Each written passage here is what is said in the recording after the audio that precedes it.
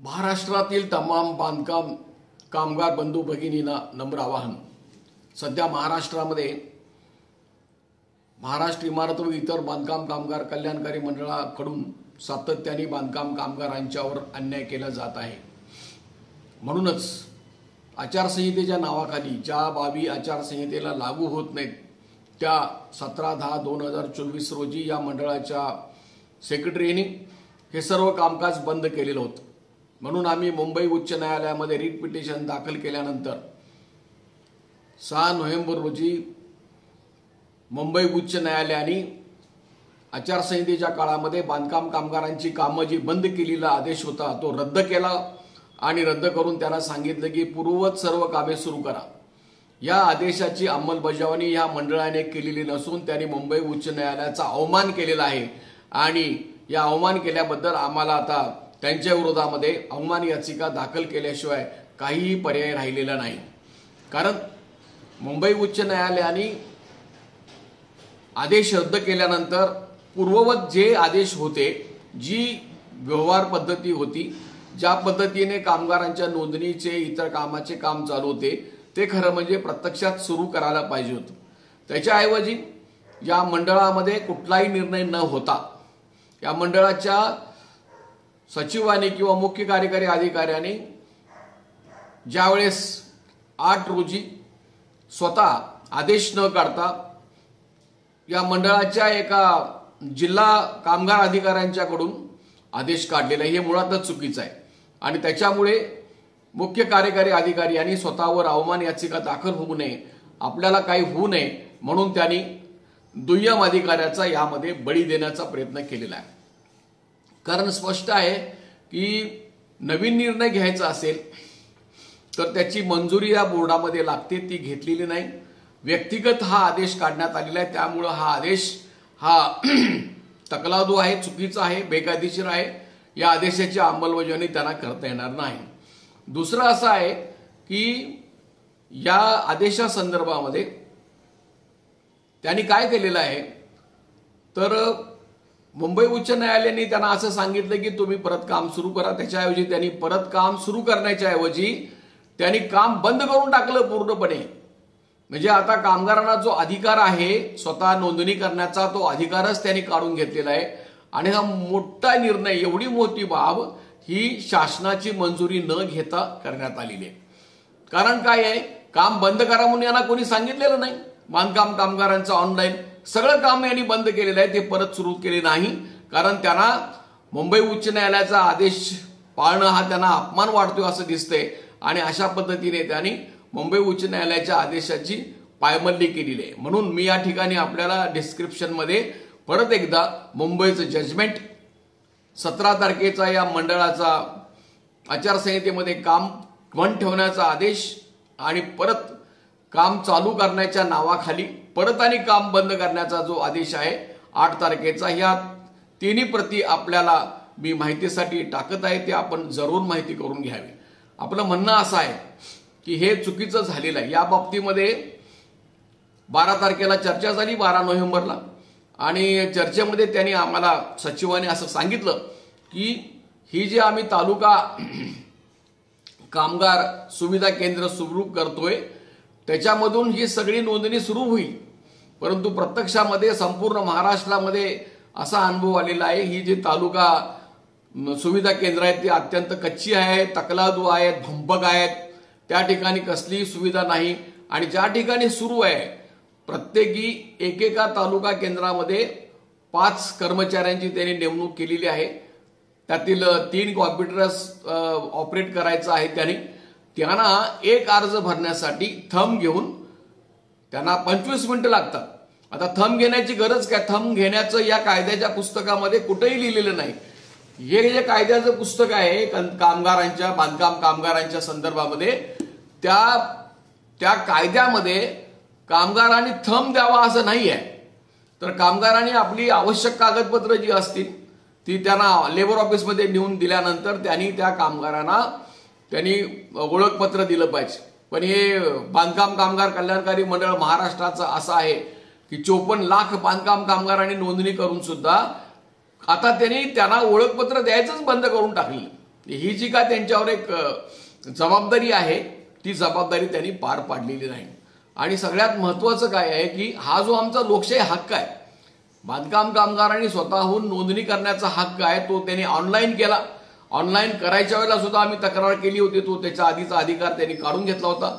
पण ऑनलाईन करण्याचा अधिकार यांनी हिरावून घेतला. हा निर्णय हिरावून घेत असताना या मंडळाच्या सचिवांनी शासनाची परवानगी घेतलेली नाही, मुंबई उच्च न्यायालयाच्या आदेशाची पर्वा केलेली नाही आणि त्यांनी जे 8 तारखेला पत्र काढलेले आहे ते बेकायदेशीर ठरलेले आहे. कारण त्यांच्यावर आम्ही विश्वास ठेवला 12 तारखेला आहे की तालुका आरोग्य केंद्रावर कामगार गेले संपूर्ण महाराष्ट्रामध्ये, तर प्रत्येक ठिकाणी ते ऑफिस बंद आहेत, ऑफिसचा पत्ता नाही, हे तालुका सुविधा केंद्र जे आहेत त्याची काही माहिती नाही आहे आणि कामगारांशी ते नीट बोलत नाहीत आणि काहीही चालू नाही. अत्यंत कमी तुरळक ठिकाणी हे चालू आहे. विशेषतः ज्या जिल्ह्यांच्या मध्ये जास्त नोंदणी झालेली आहे, 2-2 लाखापेक्षा जास्त आहे, आणि अशा ठिकाणी ही तालुका आरोग्य केंद्र, तालुका जे सुविधा केंद्र आहेत त्यांची संख्या जास्त पाहिजे. आणि अनेक ठिकाणी याच्याबद्दल त्यांना अशा सूचना दिलेल्या आहेत की त्यांनी किमान 100 कामगारांची नोंदणी करावी. परंतु हे तीन जे कर्मचारी आहेत ते 3 कर्मचाऱ्यांना एक थंब घेऊन काम प्रक्रिया पूर्ण करायला ऑनलाईन 25 मिनिटं लागतात. तर हे तिघांनी म्हणून कितीही तरी काम करायचा प्रयत्न केला तर 50 पेक्षा जास्त होणार नाही. आणि हे सांगतायत की प्रत्येक केंद्रामध्ये आम्ही 100 कामगारांची कामं दररोज करणार आहोत, 50 सुद्धा होत नाहीत. आणि अशा पद्धतीने त्यांना आम्ही सांगितलं की सर्व पूर्वीचे अर्ज मंजूर करा ना. तुम्हाला शरम वाटली पाहिजे की तुम्ही वर्षभर अर्ज तुम्ही पेंडिंग ठेवता.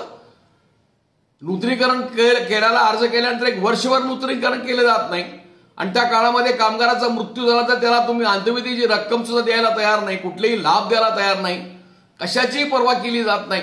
म्हणून या शासनाचा आदेश हे कार्यकारी मंडळ पाळत नाही. याबद्दल यांच्यावर कारवाई झाली पाहिजे. आम्ही स्वतःचा आदेश सांगत नाही, तो सुद्धा आम्ही डिस्क्रिप्शन मध्ये टाकतोय की 9 सप्टेंबर 2014 रोजी महाराष्ट्र शासनाच्या सचिवामार्फत आदेश काढण्यात आलेला आहे की बांधकाम कामगारांचा कुठलाही अर्ज हा 1 महिन्यामध्ये तो निपटारा केला जाईल. मग या आदेशाचं काय झालं? 10 वर्ष होऊन गेली. म्हणून आता जे तुमच्याकडे महाराष्ट्रामध्ये 24 लाख अर्ज पेंडिंग आहे ते ताबडतोब तुम्ही मंजूर केले म्हणून जाहीर करा. आणि जर तुम्ही असं जाहीर केल्यानंतर मग तुम्ही त्याचे अपॉइंटमेंट्स घ्या आणि त्याच्याबद्दलची प्रक्रिया राबवा. म्हणजे आता याने काय केलेलं आहे की 24 लाख कामगारांचे अर्ज पेंडिंग ठेवलेले एका बाजूला, त्याची कसलीही पर्वा न करता हे म्हणतायत की तुम्ही आता तालुका सुविधा केंद्रावर जावा आणि तुमची नोंदणी करा. यांना याच्याबद्दल काहीच वाटत नाही. अत्यंत बेफिकिरी प्रकार आहे. तुम्ही अगोदरचे आहे ते तुम्ही पूर्ण करा ना, हे करायची त्यांची तयारी नाही. आणि त्यामुळे या मुंबई उच्च न्यायालयाच्या आदेशाचा अवमान यांनी केलेला आहे. कशावरून अवमान ठरतो तर यांनी जे काम सुरू केलं म्हणून सांगतायत ते सुरू झालेलं नाही आहे, ते प्रत्येक ठिकाणी सुरू झालेलं नाही. ही तालुका केंद्र सगळी तकलादू आहे, अनेक ठिकाणी बोगस आहे. आणि त्याच्यामुळे की त्यांनी हे काम सुरू केलेलं नसल्यामुळे ताबडतोब त्यांनी जी काही पद्धत आचारसंहिता लागू होण्यापूर्वी होती ती त्यांनी ताबडतोब सुरू केली पाहिजे. अन्यथा ताबडतोब आम्ही अवमान याचिका दाखल हायकोर्टमध्ये करणार आहोत. त्याच्याबद्दलचं निवेदन आम्ही उद्याला आपल्याला सगळीकडे आम्ही प्रसारित करू. ते निवेदन तुम्ही BSUW वेबसाईटवर ईमेलद्वारे पाठवून द्या आणि अशा पद्धतीने आपण त्यांच्याकडे निषेध नोंदवणार आहोत. तर आमचा हा लोकशाही अधिकार आहे. अरे तुम्ही ऑनलाईन करायचा निर्णय केलेला आहे आणि आमचा तुम्ही अधिकार काढून घेता. मला अधिकार आहे ऑनलाईन अर्ज करायचा आणि तो तुम्ही अधिकार काढून घेतला, तो बंदी आणलेली आहे तुम्ही. आणि तुम्ही सांगताय तालुका केंद्रावर जावा आणि तालुका केंद्र जर पत्ते नाहीत त्या ठिकाणी ते काम करू शकत नाहीत, त्यांना काही प्रशिक्षण दिलेलं नाही, त्यांना अर्ज धड भरता येत नाही, काय करायचं हे माहिती नाही. आणि हे सगळं जे चालू आहे आणि हे सुविधा केंद्र काय गप्प बसणार आहेत का? म्हणजे सरकार एका बाजूनी करोडो रुपये दिलेले आहे त्यांना, या कंपनीला, एकाच कंपनीला एकच काम करण्यासाठी डबल मोबदला दिला जातो. हे बेकायदेशीर आहे. तुम्ही अगोदर ऑनलाईन करण्यासाठी त्याला पैसे देता करोडो रुपये आणि आता ही जी 358 तालुका केंद्र आहेत महाराष्ट्रामध्ये, त्या प्रत्येक केंद्राला केंद्राचा पैसा 1,96,000 रुपये महिन्याला दिला जाणार आहे. म्हणजे इकडे काय सांगून बोंबलायचं की चला तुमचं 1 महिन्यामध्ये आम्ही एका रुपयामध्ये तुमची आम्ही नोंदणी करू, आणि दुसऱ्या बाजूला या मंडळाचे लाखो रुपये कंत्राटदाराला देऊन टाकायचे आमच्या नावावर. हा काय प्रकार आहे? तर हे सगळं आपण समजावून घेतलं पाहिजे, आणि त्याच्यासाठी सगळ्या आता बांधकाम कामगारांनी जागृत होऊन प्रयत्न करायला पाहिजे. असं नाही तुम्ही बघत बसला आणि रडत बसला तर काय उपयोग नाही. संघर्ष करण्याची सध्या पद्धत बदललेली आहे. या ऑनलाईन सगळ्या कारस्थानाला ऑनलाईनच उत्तर दिलं पाहिजे, ऑनलाईनच तडाखा दिला पाहिजे, ऑनलाईन संघर्ष केला पाहिजे. आणि कसं करायचं हे तुम्हाला मी प्रक्रिया सांगतोय, तुम्ही ते वाचा. डिस्क्रिप्शन मध्ये मी आता जे 3 डॉक्युमेंट्स तुम्हाला देतोय ते तुम्ही वाचून बघा काय परिस्थिती आहे. आणि हे असल्यामुळे की हे समजावून घेऊन ही जी फसवणूक आहे, हे जे काही पत्र काढलेलं आहे 8 तारखेला ह्या कार्यकारी सेक्रेटरीने, ही फसवणूक आहे कामगारांची. हा मुंबई उच्च न्यायालयाच्या आदेशाचा अपमान आहे. कारण आम्ही विश्वास ठेवला 12 तारखेला, ते काय म्हटले तालुका सुबोध केंद्र आम्ही सुरू केलेले आहेत, आणि आम्ही येऊन बघितलं, चौकशी करायला सुरुवात केली तर काय दिसतंय, अनेक ठिकाणी या मंडळाचा पत्ता नाही, जुने अर्ज घ्यायला तयार नाहीत. लाखो अर्ज असे आहेत की त्यांचं बँक डिटेल्स साधून त्यांनी मूळ अर्जाला जोडलेले नाहीत. कसं लाभ त्याला मिळणार? त्याचं काही यांच्याकडे प्रक्रिया नाही आहे, त्यांनी कुठं जायचं?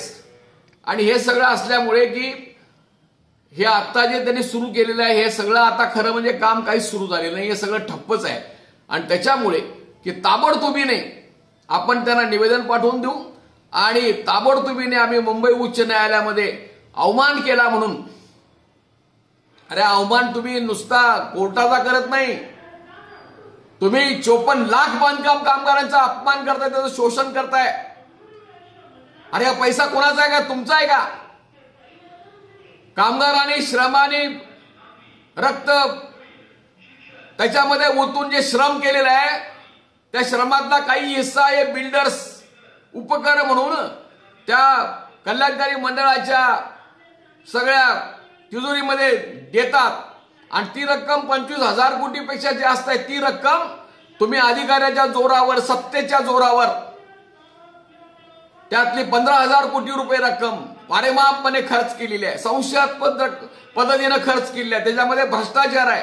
अनेक कलेक्टरनी सांगितले की मध्यान्ह भोजन योजनेसाठी 5,000 कोटी रुपये तुम्ही कंत्राटदाराला दिलेले आहेत. ही सगळी बोगस योजना होती.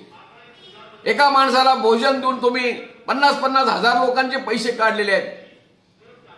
सुरक्षा पेटीची रक्कम बाजार भावामध्ये 5,000 रुपये सुद्धा होत नाही, कंत्राटदाराला तुम्ही 13,000 रुपये देता. भांड्याची रक्कम जी आहे ती आज बाजार भावानं आज 3,000 रुपये 4,000 रुपयाला ती भांडी मिळतात, आणि तुम्ही कंत्राटदाराला 8,400 देता, आणि ऑनलाईन करण्यासाठी आणि 1,500 देता, म्हणजे 10,000 देता. हे तुम्ही देऊन झालेलं आहे. तुम्ही कामगाराचं रक्त काढून घेता आणि त्याच्या रक्त तपासणीला तुम्ही 2-2 हजार रुपये देता. त्या रक्ताचे रिपोर्ट्स हे लोक निर्लज्जपणे कामगारांना, एकाही कामगाराला देत नाहीत. तर या सगळ्या 4 योजना ज्या आहेत त्या बोगस योजनांचा प्रयत्न केला. दुसऱ्या बाजूला अरे आम्ही 10 विधवा बायका नेऊन त्या बोर्डामध्ये जाऊन दाखल केल्या, प्रत्यक्ष घेऊन गेलो आम्ही महिलांना. त्यांना सांगितलं अरे यांच्या पतीचं निधन होऊन 1 वर्ष झालेलं आहे, आणि तुम्ही तुला तरतूद असलेली तुम्ही अंत्यविधीची रक्कम सुद्धा 10,000 रुपये देत नाही. महिन्याला 2,000 रुपये देण्याचं जे नुकसान भरपाई ती देत नाही. 2 लाख रुपये देण्याची रक्कम आहे ती देत नाही. बांधकाम कामगारांच्या मुलीच्या विवाहासाठी 51,000 रुपये ती 2-2 वर्ष तुम्ही दिलेली नाही. मुलांना स्कॉलरशिप दिली जात नाही. मुलांनी स्कॉलरशिप जर 1 वर्षाच्या आधीची मागणी तर ते अर्ज ऑनलाईन घ्यायचं नाही, असं कारस्थान तुम्ही करून ठेवलेलं आहे. म्हणजे नानीला बोळा आणि दरवाजा मोकळा असा चालू आहे. दरवाजा मोकळा ठेवून कंत्राटदारांना बॅगा भरून पैसे दिले जात आहेत, आणि दुसऱ्या बाजूला मात्र हा बांधकाम कामगार टाचा घासून मारतो. एवढ्या दांडग्या योजना दाखवायच्या वर्तमानपत्रामध्ये, टीव्हीवर, एसडीवर सगळीकडे जायचं. बघा आम्ही बांधकाम कामगारांसाठी काय करतोय, पण खरी बांधकाम कामगारांची लूट चालू आहे. आणि त्यांना जी गरज आहे, त्यांना गरज आहे बांधकाम कामगारांच्या मुलांना शिष्यवृत्ती मिळणे. एखाद्यावर आघात झाला, एका कुटुंबावर कामगाराचं निधन जर झालं तर त्याच्या कुटुंबाला मदत करणे. घरासाठी ज्या योजना आहेत 2-2 लाख रुपये त्याची बेपर्वाई केली जाते, त्याचे अर्जच मंजूर केले जात नाहीत. आणि दुसऱ्या बाजूला मात्र या सगळ्या कंत्राटदारांचं भलं करणाऱ्या योजना चालू ठेवायच्या. आणि तिसऱ्या बाजूला आता त्यांचा एवढा निर्लज्जपणा वाढलेला आहे, इतकं धाडस वाढलेलं आहे, एवढं सैतानी धाडस वाढलेलं आहे. आणि तुम्ही सगळ्या योजना बंद पाडता, या मंडळाने कामगार येऊ नये म्हणून कारस्थान करता. तर हे सगळ्या बांधकाम कामगारांनी समजून घेतलं पाहिजे, संघटित व्हायला पाहिजे, एक व्हायला पाहिजे. आणि तुम्ही नुसता एक होऊन उपयोग नाही, नुसता बोंबलून उपयोग नाही, तर त्यांना ऑनलाईन पद्धतीने उत्तर द्यायला पाहिजे. ऑनलाईन ज्या कारस्थानाला ऑनलाईन पद्धतीने उत्तर दिलं पाहिजे. आणि तुम्ही जरूर संपर्क साधा. हे जे काही चॅनल आहे ते बांधकाम कामगारांसाठी चालवलं जातं. अरे 54 लाख बांधकाम कामगार आहेत, निदान तुम्ही युट्यूब चॅनल तरी बघा. आता 8 लाख लोकांनी युट्यूब चॅनल बघितलेले आहे आतापर्यंत, पण फार कमी लोक युट्यूब चॅनल बघतात. त्यामुळे हे युट्यूब चॅनल आपण बघणं गरजेचं आहे, सभासद होणं गरजेचं आहे. त्याचबरोबर हे सबस्क्राईब करणं गरजेचं आहे, लाईक करणं गरजेचं आहे, फॉरवर्ड करणं गरजेचं आहे, याचा प्रसार करणं गरजेचं आहे. तुम्ही जास्तीत जास्त लोकांच्यापर्यंत हा मेसेज देणं गरजेचं आहे. आणि असं असल्यामुळे मी शंकर पुजारी या महाराष्ट्रातल्या बांधकाम कामगार संघटनांचं एक संयुक्त कृती समिती आहे, त्याचा मी मुख्य निमंत्रक आहे. माझा मोबाईल नंबर आहे 9960499366. तुम्ही या मोबाईल नंबरवर संपर्क करू शकता. माझा ईमेल आयडी सुद्धा shankarpujari16@gmail.com आहे, तुम्ही ईमेलद्वारे करू शकता. आता कालच्या भाषणामध्ये बऱ्याच जणांनी चांगल्या कॉमेंट्स केलेले आहेत, ते आज वेळ मिळाल्यानंतर त्या कॉमेंट्सला सुद्धा आम्ही उत्तर पाठवू. आणि अशा पद्धतीने उद्याला आपल्याला निवेदन देण्यात येईल. त्याच्या आधी ते व्हॉट्सअप ग्रुप्स आहेत त्याच्यावर ते निवेदन टाकू. तेच निवेदन उद्याच्या भाषणामध्ये सुद्धा डिस्क्रिप्शन मध्ये आम्ही देणार आहोत. आणि लाखोच्या संख्येने त्यांच्याकडे गेलं पाहिजे की तुम्ही मुंबई उच्च न्यायालयाचा अपमान करीत आहात, तुम्ही कामगारांच्यावर अन्याय करीत आहात, तुम्ही कामगारांचा लोकशाही अधिकार काढून घेतात, आमचा नोंदणी करण्याचा अधिकार, आमचा नूतनीकरण करण्याचा अधिकार, आमचा लाभ घेण्याचा अधिकार तुम्ही हिरावून घेताय. आणि मुठभर कंत्राटदारांचं भलं करताय, त्यांना मात्र करोडो रुपये देताय. 15,000 कोटी रुपये गेल्या 1 वर्षामध्ये दिलेले आहेत. आणि एवढा बेफिकीरपणा, हे कामगार मंत्री स्वतःची आरती ओळून घेतात की मी 5,000 रुपये दिले म्हणून, आणि एवढी सुद्धा त्यांना चिंता नाही. काळजी किती बेफिकीरपणा. मंडळानं सांगितलं 5,000 द्या, निर्णय केला, आणि तो मंत्रिमंडळामध्ये निर्णय झाला म्हणून तुम्ही सांगताय, आणि प्रत्यक्षामध्ये निर्णय झालेला नाही. एवढी सुद्धा तुम्हाला काळजी घेण्याची गरज वाटत नाही. किती हेळसांडपणा, किती बेपर्वाई. तुम्हाला कामगारांच्या प्रश्नाबद्दल काय समजतं, आणि राजरोसपणे तुम्ही सांगताय की आम्ही 5,000 कामगारांना दिले, न देताच उलट कामगार मंत्री त्या व्हिडिओवर सांगतात तुम्ही आता बँक डिटेल्स बघा, तुम्हाला आता पैसे मिळायला सुरुवात झाली. धादांत खोटं बोलायचं. तर हे जे सगळं आहे हे बांधकाम कामगारांची चेष्टा सत्ताधारी करतात. आणि सगळ्या आमदारांनी मिळून या महाराष्ट्राच्या विधिमंडळामध्ये हा तालुक्याचा मंडळ तालुका केंद्र सुरू करायचा जो निर्णय घेतला त्याचं कसलीही त्यांनी गांभीर्य बघितलेलं नाही. ते प्रॅक्टिकली होईल का नाही याची पर्वा केलेली नाही. आणि ते तकलादू ठरलेलं आहे, चुकीचं ठरलेलं आहे, ते अंमलात येऊ शकणार नाही अशी परिस्थिती आहे. तर याच्याबद्दल त्यांनी कामगार संघटनांच्यावर चर्चा करायला पाहिजे. कधीही चर्चा करत नाहीत. हे सरकार गेलेलंच, आता जात असलेलं सरकार गेली 3 वर्षे झाली, हे आणि मागचं सरकार सुद्धा साधं तुम्ही त्या बांधकाम कामगार कल्याणकारी मंडळाच्या कायद्यामध्ये नमूद आहे की तुम्ही कामगार संघटनांचे 3 प्रतिनिधी त्या मंडळामध्ये पाहिजेत. पण कामगारांचे प्रतिनिधी नेमलेले नाहीत, त्यांनी मालकांचे प्रतिनिधी नेमलेले नाहीत. स्वतःच्या हेकेखोरपणाने, स्वतःच्या लहरीप्रमाणे निर्णय घेण्याचे प्रयत्न सुरू आहेत. आणि हे निर्णय कामगारांच्या बाजूस सुद्धा नाहीत, कामगारांच्या विरोधी आहेत. आणि तुम्ही या बाबतीमध्ये जागं झालं पाहिजे. हे जे काही युट्यूब चॅनल मधले हे जे मुद्दे आहेत ते अत्यंत महत्वाचे आणि गंभीर आहेत. त्याचा तुम्ही प्रसार करावा, ते फॉरवर्ड करावं, एवढी विनंती करून मी आज आपली रजा घेत आहे, मुद्दे पूर्ण करत आहे. धन्यवाद.